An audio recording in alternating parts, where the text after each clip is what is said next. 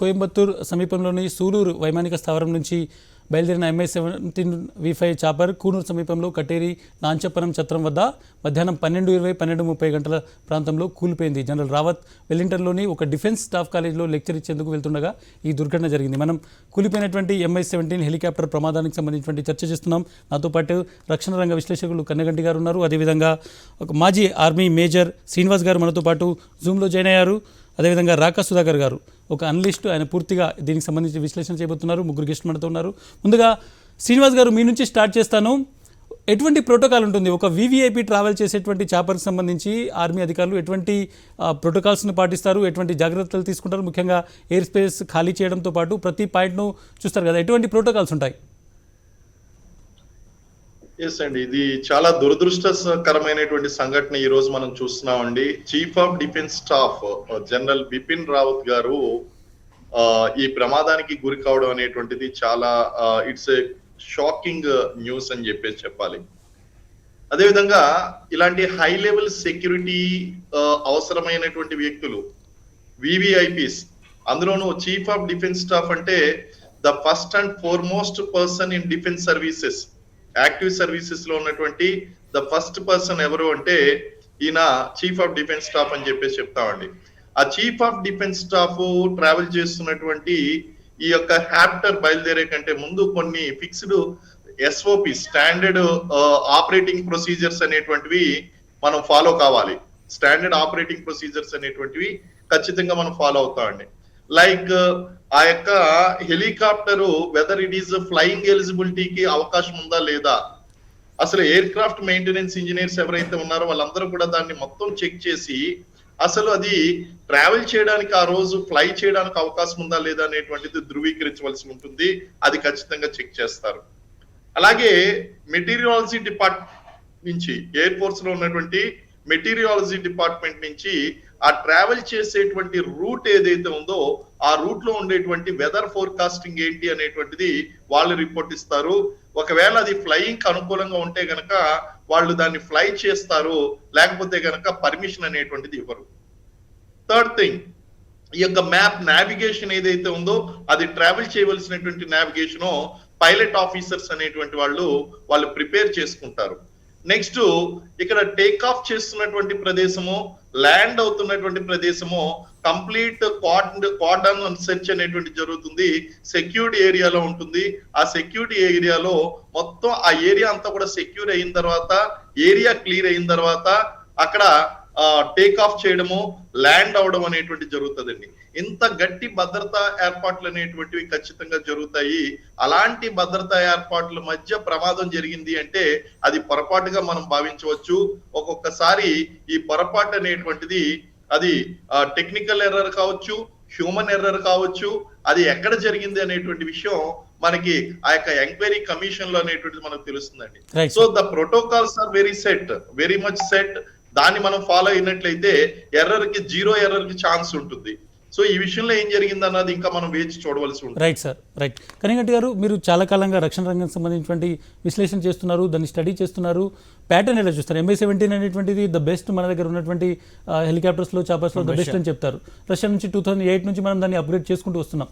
ఈ ఓవరాల్ సంఘటన మీద మీ ఒపీనియన్ ఏంటి? ఏం కారణమే ఉండొచ్చు హెలికాప్టర్ కూలిపోవడానికి? ముఖ్యంగా first of all I would like to put it on record heartfelt condolences, and this country, our India as a nation will never ever forget the services of the people who have been unfortunately killed in the crash. ముఖ్యంగా అది number 1 చెప్తారండి. తర్వాత నేను భారతదేశానికి సంబంధించినంతవరకు ఇప్పుడు మన Srinivas sir మాట్లాడారు, మేజర్ గారు శ్రీనివాస్ గారు మాట్లాడారు, ఇంకా రాకా సుధాకర్ గారు కూడా లైన్లో ఉన్నారు. What I would like to say is, I would like to ask my co panellist also to think and international angle. అంటే ఏదో ఒక కాన్స్పిరసీ, కుట్ర అనే దాని మీద ఎక్కువ ఫోకస్ చేయడం జనరల్గా జరుగుతూ ఉంటుంది కొన్ని ఇన్సిడెంట్స్ VVIPs జరిగినప్పుడు. కానీ వాస్తవంగా ఇప్పుడు చూసినప్పుడు అండి, భారతదేశం యొక్క 15,000 కిలోమీటర్ల ల్యాండ్ బోర్డర్సు, 7,516 కిలోమీటర్ల కోస్టల్ బోర్డర్సు, మొత్తం 22,000 కిలోమీటర్లని day in and day out కాపాడేది ఆర్మీ, నేవీ, ఎయిర్ ఫోర్స్. ఆ ముగ్గురు సంబంధించిన త్రివిధ దళాలకి అధిపతిగా first of its kind in India, independent ఇండియాలో 74 సంవత్సరాల తర్వాత మనకి చీఫ్ ఆఫ్ డిఫెన్స్ స్టాఫ్, మన general Bipin Rawat garu unfortunately part of this mission ఈ క్రాష్లో జరిగింది. ఇంత పెద్ద నేపథ్యం ఉన్న వివిఐపి 5 ఉంటారు పంచభూతాలు భారతదేశాన్ని కాపాడటానికి. ఏ దేశానికైనా సరే ఒక ప్రధానమంత్రి, ఒక ప్రెసిడెంట్, మన విషయంలో ప్రధానమంత్రి గారు, minister of defence, minister of home, మన finance and then foreign affairs. అన్నిటికన్నా ఇంపార్టెంట్ ఇంకిద్దరు ఉంటారు. National security advisor currently happens to be our Ajit Kumar Doval sir, Bipin Rawat garu chief of defence staff. ఒక వివిఐపి ప్రయాణిస్తున్నప్పుడు మొత్తం మనము వాతావరణం మీద తోసేసి చేతులు దులుపుకుంటే అది చాలా పెద్ద తప్పిదం, చారిత్రక తప్పిదం. మనం అలా చేయకూడదు. నెంబర్ 1. నెంబర్ 2, పైలట్ది ఏమన్నా ఎర్రర్ ఉందా, హ్యూమన్ ఎర్రర్ ఉందా. Number 2 angle. Number 3 angle. ఈ రెండింటికి మధ్య అన్నిటికీ మించి ఎయిర్ ట్రాఫిక్ కంట్రోల్ ఏదైతే ఉన్నదో మనకి ఎయిర్ ట్రాఫిక్ కంట్రోల్ వ్యవస్థలో ఏమన్నా కోఆర్డినేషను లోపాలు ఏమైనా ఉన్నాయా, ఇది 3వ. 4వ అతి ముఖ్యమైనది, I want my co panellist also to think in these lines. I'm sure given their wisdom they will think in these lines also. We cannot rule out, మనం ఎట్టి పరిస్థితుల్లోనూ చైనాకి సంబంధించిన ఒక యాంగిల్ని రూల్ అవుట్ చేయలేము. ఎందుకు చెప్తున్నానంటే ఈ మాట నేను, Bipin Rawat sir happens to be the most important vociferously he argued for China is the India's number 1 enemy, biggest threat అని రీసెంట్గా చెప్పడం జరిగింది. అన్నిటికన్నా ముఖ్యం ఇస్మాయిల్ గారు బయోవార్ గురించి కూడా ఆయన చాలా కేటగిరికల్గా చైనా చేస్తున్న బయోలాజికల్ వార్ఫేర్లో భాగంలో మనం ఉన్నాము, బీ ప్రిపేర్డ్ అని చెప్పడం జరిగింది. 3వది అతి ముఖ్యమైనది, రీసెంట్గా S-400 మిసైల్స్ మనం ఏవైతే రష్యా నుంచి తీసుకున్నామో 3 days back Russian president Vladimir Putin was here, right? 6th December, just 3 days back, 2 days back he was here. Within 48 hours this unfortunate incident happened. So the way that we are getting closer to Russia, not that we haven't been close to Russia, but the Chinese are observing everything. ఇవన్నీ కాకుండా అన్నిటికన్నా important ఇంకొక angle, artificial intelligence, కృత్రిమ మేధస్సు, dark side of artificial intelligence ద్వారా విమాన వ్యవస్థల్ని, telecommunication వ్యవస్థల్ని, ఆరోగ్య అంటే మెడికల్ హాస్పిటల్స్లో ఉన్న వ్యవస్థల్ని ఒక దేశంలో కూర్చొని ఇంకొక దేశంలో చేయడం, లేకుంటే దాన్ని ఒక పెనట్రేషన్ చేసి ఆర్టిఫిషియల్ ఇంటెలిజెన్స్ ద్వారా డేటాను సేకరించి దాంట్లో different dark side of AI, malicious use of AI. రీసెంట్గా మేము 120 మంది పోలీస్ ఆఫీసర్స్కి, 120 police officers, Ismail garu, dark side of intelligence, artificial intelligence and its impact on smart policing. తప్పనిసరి what I'm trying to say Ismail garu, artificial intelligence, dark web, ఆ యాంగిల్ను కూడా బయటికి తీసి ఈ కుట్రలో ఏమన్నా భాగంగా అంటే ఎయిర్ ట్రాఫిక్ కంట్రోల్లో, అంటే ఉదాహరణ ఎయిర్ ట్రాఫిక్ కంట్రోల్కి సంబంధించి కానీ Indian air force, Indian army, Indian నేవీకి సంబంధించిన వ్యవస్థల్ని ఏమన్నా కాంప్రమైజ్ చేయగలిగారా అనే క్వశ్చన్ మార్క్ పెడతాం. చాలా ఇంపార్టెంట్. ఇప్పటికే ఇండియన్ ఎయిర్ ఫోర్స్ దీని మీద ఒక See, the moment we open the black box tomorrow, we'll come to know what has really happened. మన లోపల కాక్పిట్లో జరిగిన సంభాషణ, డైలాగ్ మొత్తం బయటకు వస్తుంది. What I'm trying to say is, by saluting the Brave soldiers who have laid down there lifes, ఎవరైతే 13 మంది చనిపోయారో వాళ్ళందరికీ మనము ఎట్టి పరిస్థితుల్లోనూ వాళ్ళ ఆత్మశాంతి చేకూరాలని కోరుకుంటానే ఆప్టిక్స్ చాలా ఇంపార్టెంట్. మన దేశంలో ఒక ఇంపార్టెంట్ పర్సనాలిటీని మనం కాపాడుకోలేనప్పుడు మనం ఎటువంటి సెక్యూరిటీ, సేఫ్టీ ఇవ్వగలుగుతున్నాము? ఎందుకంటే security is a state of mind, right?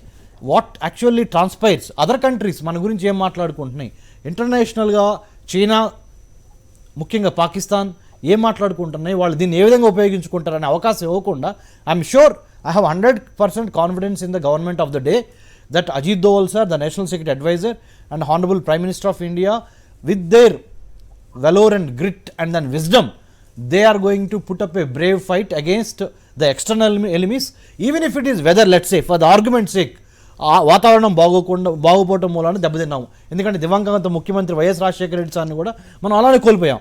అలాంటిది జరిగినప్పటికీ ఇంకా దీని మీద ఇంకా ఎంతో మేధోమదనం జరిగి అలాంటి పునరావృతం కాకుండా చూసుకొని దేశ భవిష్యత్తు, దేశానికి సంబంధించిన మొరల్ బూస్టింగ్ తగ్గకుండా ఉండాలి. డెఫినెట్గా. రాకేష్ సుధాకర్ గారు, ఒక మాట చెప్పండి, ప్రధానంగా ఈ మొత్తం జరిగినటువంటి క్రాష్కి సంబంధించి మీరు ఎటువంటి ఒపీనియన్లో ఉన్నారు, మీ థాట్స్ ఎలా ఉన్నాయి? ముఖ్యంగా మౌలికంగా 2-3 విషయాలు మనం దృష్టిలో ఉంచుకోవాలండి. మొట్టమొదటి ఏంటంటే, ఒక వివిఐపి, అందున army chief of defence staff గా ఉన్నటువంటి వ్యక్తికి సంబంధించినటువంటి ప్రయాణం అయినప్పుడు స్టాండర్డ్ ఆపరేటింగ్ ప్రొసీజర్స్ ప్రస్తుతం ఉన్నటువంటి వ్యవస్థలో చాలా పకడ్బందీగా ఉంటాయి. అండ్ పైలట్స్ ఫ్లై కనీసము వాళ్ళకి 800 అవర్స్ అంతకు మించి అనేక గంటల ప్రయాణం చేసినటువంటి కనీస అనుభవం ఉండాలి. They are the best of the people. నేను మీకు ఒక చిన్న ఉదాహరణ ఇవ్వదలుచుకున్నాను. ఈ స్టాండర్డ్ ఆపరేటింగ్ ప్రొసీజర్స్ లేనటువంటి సమయంలో 1977లో ప్రధానమంత్రి మొరార్జీ దేశాయ్, అరుణాచల్ ప్రదేశ్ ముఖ్యమంత్రి పీకే థుంగన్ వీళ్ళు ప్రయాణం చేస్తున్నటువంటి విమానము జోర్హాట్ ఎయిర్ స్ట్రిప్ లో ల్యాండ్ అయ్యే సమయంలో ప్రమాదానికి గురై దాని కాక్పిట్ మొత్తం ధ్వంసం అయిపోయింది. ఈ సమయంలో ఎవరైతే పైలట్స్ ఉన్నారో ఈ పైలట్స్ అప్పటికి ఆర్టిఫిషియల్ ఇంటెలిజెన్స్ కూడా లేదు, లేకపోతే ఇప్పుడు ఉన్నటువంటి సిస్టమ్స్ కూడా ఎస్ఓపీలు కూడా లేవు. కానీ అప్పుడు కూడా పైలట్లు తమ ప్రాణాలకు తెగించి 5 పైలట్లు చనిపోయారు. కానీ ప్రధానమంత్రి, ముఖ్యమంత్రి, అరుణాచల్ ముఖ్యమంత్రి సహా అందరినీ కాపాడి వాళ్ళు చనిపోయారు. కాబట్టి let us not doubt our military. అంటే మన మిలిటరీలో మన పైలట్లలో ఎవరో చైనీస్ స్పైస్ ఉంటారని ఊహించటము, లేకపోతే వాళ్ళు కాంప్రమైజ్ అయ్యారని భావించటము పొరపాటు ఒకటి. ఎందుకంటే let us trust our, if we cannot trust this army we cannot trust anyone in this country. రెండవది, ఆర్టిఫిషియల్ ఇంటెలిజెన్స్ చైనా దగ్గర మాత్రమే లేదు, భారతదేశం దగ్గర కూడా ఉంది.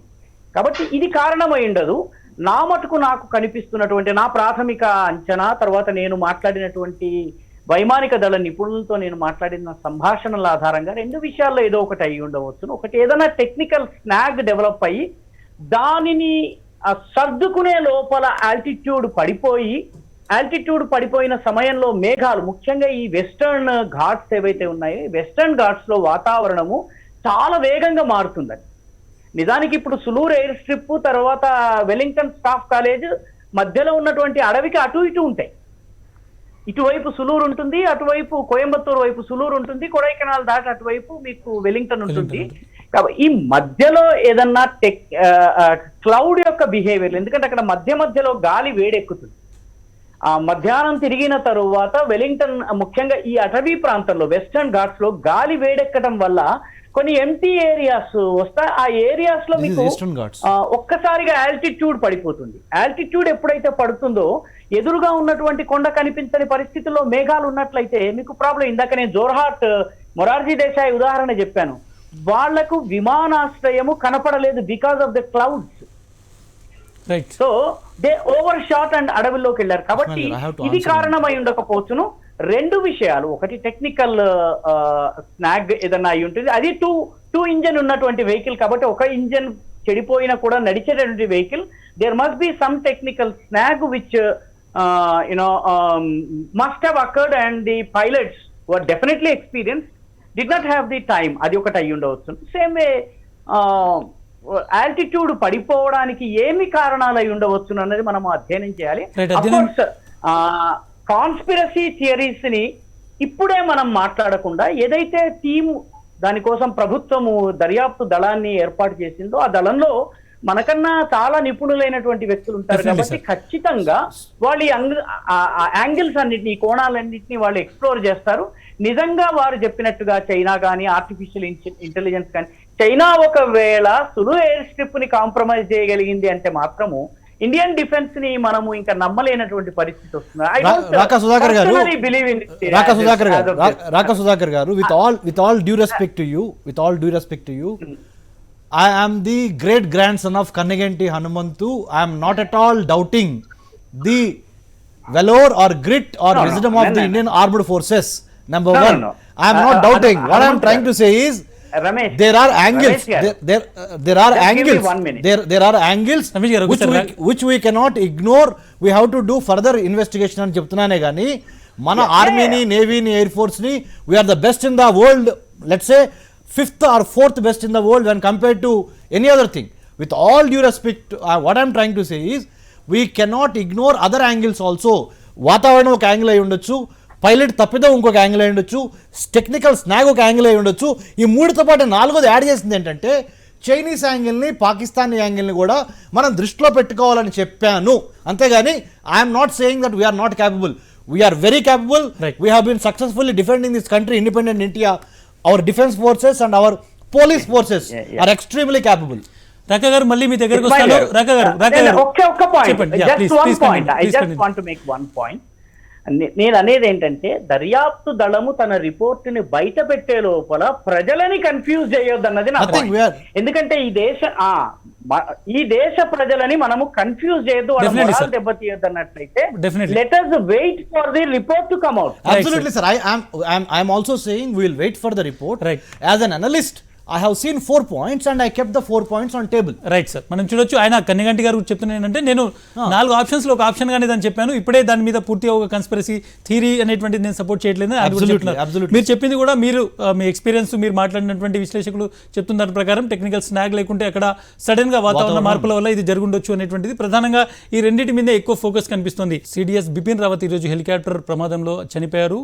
ఆయన పార్థివ దేహాన్ని రేపు ఢిల్లీకి తీసుకొచ్చి అక్కడ ప్రతి ఒక్కరు, దేశంలో ఉన్నటువంటి ప్రధానమంత్రి, రాష్ట్రపతి ప్రతి ఒక్కరు నివాళులు అర్పించేటువంటి దానికి ఏర్పాటు చేస్తున్నారు. నాతో పాటు కన్నెగంటి గారు ఉన్నారు. సార్, ఒక విషయం అడుగుతాను. ఈరోజు ప్రధాని అధ్యక్షతన క్యాబినెట్ కమిటీ ఆన్ సెక్యూరిటీ, దేశ భద్రతకు సంబంధించినటువంటి ఒక మీటింగ్ కూడా జరుగుతుంది. ఎటువంటి అంశాలు చర్చించవచ్చు ముఖ్యంగా ఈరోజు ప్రమాదానికి సంబంధించి? క్యాబినెట్ కమిటీ ఆన్ సెక్యూరిటీ ఒకసారి అసెంబ్లీ అయిందంటే అర్థం ఏంటంటే చాలా మోస్ట్ సిగ్నిఫికెంట్ సెక్యూరిటీ డెవలప్మెంట్ ఏదైనా జరిగితే ఆ దేశానికి సంబంధించి అప్పుడు అవుతుంది. ప్రధానమంత్రి గారితో పాటు minister for home, minister for defence, finance and then foreign affairs, external affairs, మన విదేశాంగ శాఖ నలుగురు కలిసి ఇంకా మిగతా సెక్రటరీస్ కలిసి కూర్చుంటారు.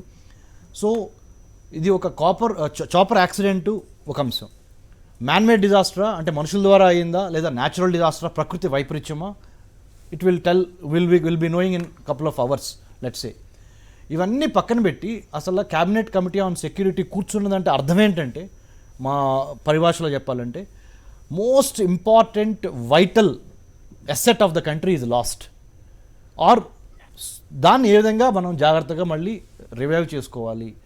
ఎంత important human resource Bipin Rawat garu అంటే 4 decades of military plus first ever chief of defence staff.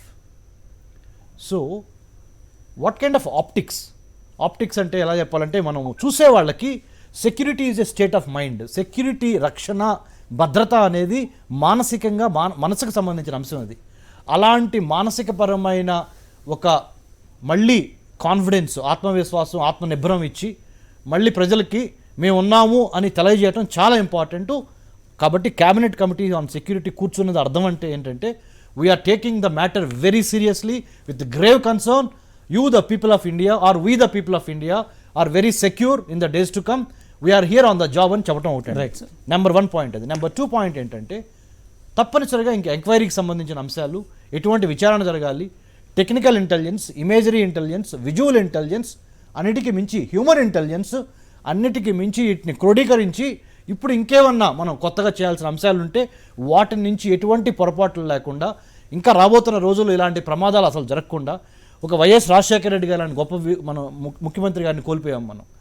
So తర్వాత ఇప్పుడు బిపిన్ రావత్ గారు, మన బాలయోగి గారు, స్పీకర్ బాలయోగి గారు, ఇంకా వేరే కంట్రీస్లో కూడా when we do the juxtaposition అంటే comparing and contrasting between an aeroplane and a chopper, a helicopter, the element of risk in travelling in a chopper is much higher. So ఆ రిస్క్ ఎదురుగా ఉంది. So it can be an accident or it can be manmade or natural. Days will tell రాబోతున్న రోజుల్లో. But cabinet committee on security కూర్చున్నది అంటే చాలా important. అంటే అన్నిటికీ మించి నేను ఇస్మాయిల్ గారు, మన సాక్షి టీవీ ద్వారా నేను చెప్పదలుచుకుంది ఏంటంటే, టెక్నాలజీ చాలా వేగవంతంగా మారిపోతున్నది. మనం 5G 6G స్థాయికి వెళ్ళిపోయాము, 1 2G 3G నుంచి. సో ఎనిమీ కంట్రీస్ మీద మనము ప్రిడిక్టివ్ పోలీసింగ్ ఆర్ ఇంటెలిజెన్స్లో భాగంగా we have to think negative about others and take measures. వాళ్ళకి అవకాశం ఇవ్వకుండా మనం ఒక శత్రువు కన్నా ఒక అడుగు ముందు. కాన్స్పిరసీ థియరీ అనేటువంటి దాని మీద డెఫినెట్ గా ఇన్వెస్టిగేషన్ జరగాలి. ఇండియన్ ఎయిర్ ఫోర్స్ ఇన్వెస్టిగేషన్ లో ఒక వైడ్ రేంజ్ ఇన్వెస్టిగేషన్, కాబట్టి అన్ని అంశాలు రావచ్చు. ఒకసారి శ్రీనివాస్ మీ దగ్గరికి వస్తాను. శ్రీనివాస్ గారు, ఒక మాట చెప్పండి. మొదటి సిడిఎస్ బిపిన్ రావత్ గారు, ఆయన కాంట్రిబ్యూషన్ ఆర్మీకి నిజంగానే మనం వచ్చేటువంటి జనరేషన్స్ ఎప్పటికీ మర్చిపోవు. ఆయన గురించి చెప్పాలంటే ముఖ్యంగా సిడిఎస్గా ఆయన రావడము, ఆ తర్వాత తీసుకున్నటువంటి చాలా రిఫార్మ్స్, అంతకుముందు ఆయన ఆర్మీ చీఫ్గా ఉన్నటువంటి సమయంలో తీసుకున్నటువంటి రిఫార్మ్స్ను మీరు ఎట్లా గుర్తు చేసుకుంటారు శ్రీనివాస్ గారు?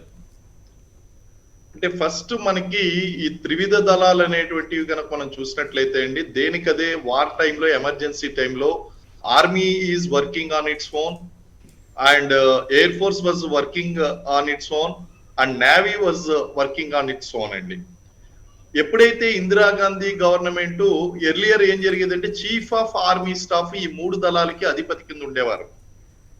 కానీ ఇందిరాగాంధీ గవర్నమెంట్ లో ఒక దూరదృష్టితో చేసినటువంటి పని ఏంటి అంటే పాకిస్తాన్ లో వచ్చినట్టు ఇక్కడ కూడా నియంతృత్వం వచ్చేటువంటి అవకాశం ఉందేమో అని చెప్పేసి ఏం చేశారంటే ఈ త్రివిధ దళాలని విడగొట్టేసి ఆర్మీ అంటే ఈ air force and navy need not to report to army అని చెప్పేసి చీఫ్ ఆఫ్ ఆర్మీ స్టాఫ్ ని కేవలం ఆర్మీకి అధిపతిగాను, నేవల్ చీఫ్ ని కేవలం నేవీకి చీఫ్ గాను, ఎయిర్ ఫోర్స్ అధిపతిని కేవలం ఈ యొక్క ఎయిర్ ఫోర్స్ కి అధిపతిగాను చేయడం అనేటువంటి జరిగిందండి. But at times of emergencies, national emergencies అనేటువంటి వచ్చినప్పుడు ఈ మూడు దళాల మధ్య కోఆర్డినేషన్ అనేటువంటిది కనుక లేకపోతే కనుక that delay of the decision, ఆ డెసిషన్ లో ఉన్నటువంటి డిలే ఏదైతే ఉందో that will result in our countries defeat. కాబట్టి ఈ యొక్క గ్యాప్ ని పూరించడం కోసమో ఫస్ట్ టైం చేయడం ఏంటి అంటే చీఫ్ ఆఫ్ డిఫెన్స్ స్టాఫ్ అనేటువంటి ఒక కోఆర్డినేటివ్ పోస్ట్ అనేటువంటిది భారతదేశ చరిత్రలో స్ట్రాటజికల్ గా అజిత్ దోవల్ ఆ యొక్క డిఫెన్స్ స్ట్రాటజీస్ లో భాగంగా, సెక్యూరిటీ స్ట్రాటజీస్ లో భాగంగా దీన్ని ఏర్పాటు చేయడం అనేది జరిగిందండి. ఈయన ఒక్కసారిగా వచ్చిన తర్వాత being chief of army staff ఆ పొజిషన్ కు ఒక గుర్తింపు తీసుకురావడంతో పాటు the coordination between these three forces అనేటువంటివి, అలాగే క్రూషియల్ ప్రొక్యూర్మెంట్స్ ఏదైతే ఉన్నాయో ఆ యొక్క వెపన్ ప్రొక్యూర్మెంట్ కానీ లేకపోతే ఈ డిఫెన్స్ ఇన్స్టాలేషన్స్ వాటి యొక్క డిస్ట్రిబ్యూషన్ కానీ వీటినన్నింటినీ కూడా చాలా ఎఫెక్టివ్ గా కోఆర్డినేట్ చేయడం అనేటువంటి జరిగింది. Being a chief of defence he has visited this long outstanding border disputes ఉన్నటువంటి చైనా బోర్డర్ ని అలాగే పాకిస్తాన్ బోర్డర్స్ ని ఈయన విజిట్ చేయడం అనేటువంటి జరిగిందండి. His contribution was very excellent అని చెప్పేసి అనాలి. అండ్ నిజంగా ఆ పదవికి కూడా గుర్తింపు తీసుకుని వచ్చారండి. 4 decades మన రమేష్ గారు చెప్పినట్టు, డాక్టర్ రమేష్ గారు చెప్పినట్టు 4 decades of experience, 4 decades of experience అనేటువంటిది అంత ఈజీగా రాదండి. ఆ యొక్క ప్రాక్టికల్ ఎక్స్పీరియన్స్, ఒక సుశిక్షితుడైనటువంటి సైనికాధికారి, ఆల్రెడీ జనరల్ గా పనిచేసినటువంటి అధికారి, ఇలాంటి సీనియర్ ఆఫీసర్ ని మనం కోల్పోవడం అనేటువంటిది నిజంగా బిగ్గెస్ట్ పాయింట్ అండి. ఇది కూడా ఆయన ఒక పాయింట్ మనకు గుర్తు చేశారండి. ఈ టైంలో మనకి ఈ యొక్క మీటింగ్ అనేటువంటిది అవుతుంది. ఈ మీటింగ్ అనేటువంటిది అవుతుంది అంటే this is the weakest time of attacking also, this the weakest time of, ఈ గ్యాప్ వాళ్ళకి కావాల్సింది. సో ఆ గ్యాప్ ని కవర్ చేయడం కోసమే ఆ highest level of cabinet meeting going to be next this thing, ఇలాంటివి అనేటువంటివి highly secret decisions will be taken care. అయితే ఎనీహౌ ఆయన తీసుకున్నటువంటి కంట్రిబ్యూషన్ కనుక మనం తీసుకున్నట్లయితే ఆ యొక్క రాఫెల్ విమానాలు మనం ప్రొక్యూర్ చేయడం కానీ, లేదా ఇంపార్టెంట్ ఆ యొక్క వెపన్స్ ప్రొక్యూర్మెంట్ విషయంలోనే కానీ ఆయన రోల్ అనేటువంటిది చాలా ఎక్కువ. సార్ ఇస్మాయిల్ ఒక్క మాట చెప్పాలి. National security adviser to the prime minister of India, to the people of India Ajit Doval garu, ముఖ్యంగా మన బిపిన్ రావత్ గారు, ఇప్పుడు ఎవరైతే అమరుడయ్యారో Bipin Rawat garu, both of them they belong to Uttarakhand నుంచి వచ్చారు. సో అక్కడి నుంచి నేను ఏం చెబుతానంటే the proudest son of the soil, మన భారతదేశం గర్వించదగ్గ వాళ్ళలోకి బిపిన్ రావత్ గారు చేరిపోయారు. అంటే భౌతికంగా ఆయన దూరం అయిపోయారు, కానీ ఆయన మొట్టమొదటి కంబైన్డ్ డిఫెన్స్ స్టాఫ్ ఇదిగా లీడర్గా ఆయన చరిత్రలో భారతదేశం his memory will be there and inspiring. CDS Bipin Rawat ఈ దేశానికి ఎన్నలేని సేవ చేశారు. దాదాపు 4 దశాబ్దాలుగా ఆయన ఆర్మీలో ఉండి ఒక ఎక్స్పీరియన్స్ సంపాదించినటువంటి పరిస్థితి. ప్రస్తుతం ఆయన ఈరోజు జరిగినటువంటి హెలికాప్టర్ దుర్ఘటనలో చనిపోయారు. నాతో పాటు రాకా సుధాకర్ గారు విశ్లేషకులు ఉన్నారు. సార్ చెప్పండి, ఒక సిడిఎస్ అంటే 3 త్రివిధ దళాలను కోఆర్డినేట్ చేసేటువంటి వ్యక్తి, దాదాపు దేశ రక్షణ మొత్తం ఆయన చేతిలో ఉంటుంది. ఆయన ఈరోజు ప్రమాదంలో చనిపోయారు. ఎటువంటి అంశంగా చూస్తారు ఆయన చేసినటువంటి దేశ సేవను? మీరు ఏ విధంగా గుర్తు చేసుకుంటారు? సైనికుడు అంటేనే దేశ సేవ అండి. దేశంలో దేశం కోసం చనిపోవడానికి సిద్ధమైనటువంటి వ్యక్తి సైనికుడు. కాబట్టి మనము జై జవాన్ జై కిసాన్ అన్న స్లోగన్ ఉట్టిగా రాలేదు. దేర్ కాంట్రిబ్యూషన్ మీకు మన చరిత్రలో చూస్తే మేజర్ సైతాన్ సింగ్ 1962 వార్లో రెజాంగ్లా దగ్గర నంబరు తక్కువ, ఆయుధాలు లేవు, అయినప్పటికీ కూడాను 3 or 4 waves of enemy invasions ని ఆయన తట్టుకుని నిలబడ్డారు. ఇటీవలే ఆయన సమాధిని రెనోవేట్ చేయడం జరిగింది. కాబట్టి ఒక్కొక్క సైనికుడిది ఒక్కొక్క కథ.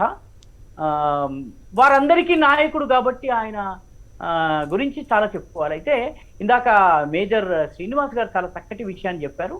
కంబైన్డ్ డిఫెన్స్ సర్వీసెస్ ఏదైతే ఉందో దానిని ఏర్పాటు చేయాలన్నటువంటి ఆలోచన 2004లో అండమాన్లో ట్రై సర్వీస్ కమాండ్ అన్న పేరుతో దీనికి బీజం పడింది. అయితే ఈ రోజుకి కూడా దాని కంప్లీట్ ఆపరేషనలైజేషన్ కాలేదు. There are still hitches. అటువంటి సమయంలో ఈ సిడిఎస్ ని చేయాలన్నటువంటి నిర్ణయం ప్రధానమంత్రి నరేంద్ర మోడీ చెయ్యటము ప్రకటించడం చేసిన తర్వాత బిపిన్ రావత్ సహజంగా general Bipin Rawat he was the natural candidate for this task and ఆయన చాలా అడ్మిరబుల్ గా చేస్తూ వస్తున్నారు. ఆయనకి ఇంకొక 13 నెలల సమయం ఉండేది, ఆయన ఇది పూర్తి చేసి ఉండేవారు. దురదృష్టవశాత్తు మధ్యలో వెళ్ళిపోయారు. ఇంకొక కాంట్రిబ్యూషన్ ఆయనది చాలా major contribution which people should remember. అదేంటంటే ఆయన కాలంలోనే యుద్ధము చేసేటటువంటి యుద్ధ పరిస్థితులు మారినాయి, యుద్ధ స్వభావాలు మారినాయి అన్నటువంటి nature of the war has change అనేది గుర్తించి ఆయన థియేటరైజేషన్ ఆఫ్ వార్ కమాండ్ అది ప్రారంభించారు. దేశం మొత్తం మీద ఒక 17 వార్ థియేటర్స్ ని ఇమాజిన్ చేసి ఈ 17 వార్ థియేటర్స్ కి కావలసిన ప్రత్యేకమైన ట్రైనింగ్, ప్రత్యేకమైనటువంటి అవసరతల్ని గుర్తించి వాళ్ళని ఆ రకంగా, ఉదాహరణకి మెరైన్ వార్ ఏదైతే ఉందో దానికి సంబంధించి అంటే సీ కోస్టల్ వార్ ఉంటుంది, లేకపోతే సీ కోస్ట్ ఇన్వేషన్స్ ఉంటాయి, కసాబ్ అండ్ లష్కర్ ఎ తోయిబా చేసినట్టుగా అక్కడ ఎట్లా స్పందించాలి, అరుణాచల్ థియేటర్ ఏ రకంగా ఉంటుంది, Arunachal and Ladakh China borders అయినప్పటికీ రెండిటి పరిస్థితులు వేరు. మీకు బారామతి ఏదైతే ఉత్తరాంచల్లో ఉందో అక్కడ మళ్ళీ మీకు అక్కడ ఉన్నటువంటి థియేటర్ కానీ అక్కడ ఉన్నటువంటి పరిస్థితులు కానీ అక్కడ ఉన్నటువంటి ఇష్యూస్ కానీ వేరు. కాబట్టి ఈ 17 థియేటర్ కమాండ్స్ ని గుర్తించి ఆ థియేటర్ కమాండ్ ని డెవలప్ చేసే దిశగా ఆయన చాలా పెద్ద సేవ చేశారు.